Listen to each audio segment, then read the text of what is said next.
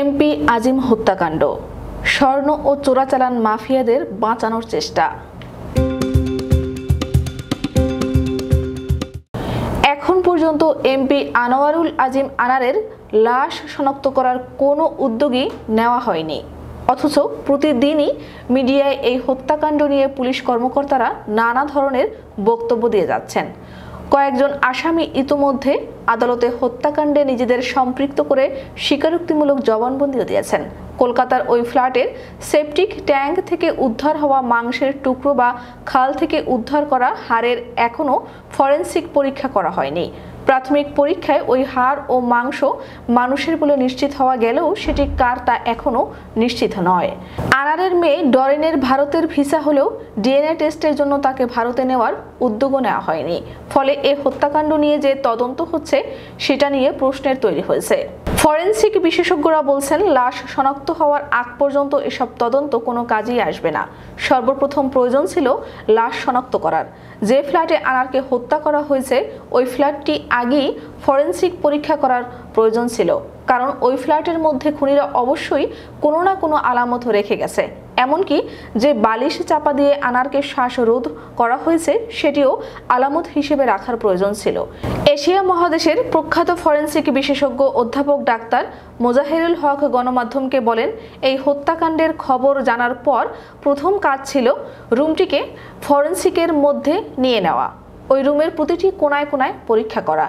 সেখানে খুনিদের পায়ের ছাপ ছিল, নানা ধরনের আলামত খুনিরা নিশ্চয়ই রেখে গেছে, কিন্তু সেসব আলামত রাখা হয়েছে কিনা আমরা জানি না। এ ধরনের হত্যাকাণ্ডের তদন্তে লাশ শনাক্ত করাই হলো প্রধান কাজ। সেটি না করে অন্য তদন্ত আদালতে কাজে আসবে না। আগে লাশটি শনাক্ত করতে হবে, তখন আপনি নিশ্চিত হবেন হ্যাঁ তিনি খুন হয়েছেন। এরপর তদন্ত করতে হবে। কলকাতা সিআইডি এই হত্যাকাণ্ড নিয়ে কোনো কথাই বলছে না। তারা যে মাংস বা হাড় উদ্ধার করেছে সেটা আনারের কিনা এখনো নিশ্চিত হওয়া যায়নি। সে উদ্যোগটাও এখন পর্যন্ত নেওয়া হয়নি। আনারের মেয়ে ডরিন ইতোমধ্যে এ হত্যা মামলা নিয়ে প্রশ্ন তুলেছেন।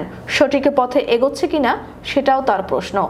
সংশ্লিষ্টরা বলছেন, স্বর্ণ চোরাচালান থেকে এখন রাজনৈতিক দিকে নিয়ে যাওয়া হচ্ছে মামলাটির তদন্ত। প্রথমে বলা হলো যুক্তরাষ্ট্র প্রবাসী আখতারুজ্জামান শাহীন এই হত্যাকাণ্ডের মাস্টারমাইন্ড। এখন বলা হচ্ছে ঝিনাইদহ জেলা আওয়ামী লীগের সাধারণ সম্পাদক সাইদুল করিম মিন্টু এই হত্যাকাণ্ডের মাস্টারমাইন্ড। প্রশ্ন উঠেছে, আসল মাস্টারমাইন্ড কে? চোরাচালানের গডফাদারদের বাঁচানোর চেষ্টা করা হচ্ছে কিনা তা নিয়ে প্রশ্ন তুলেছেন অনেকে।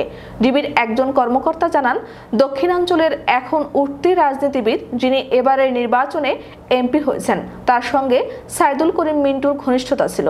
একাধিকবার তিনি মিন্টুর বাসায় গেছেন। চোরাচালানের সঙ্গে ওই 90 এমপিরও সংশ্লিষ্টতা পাওয়া যাচ্ছে।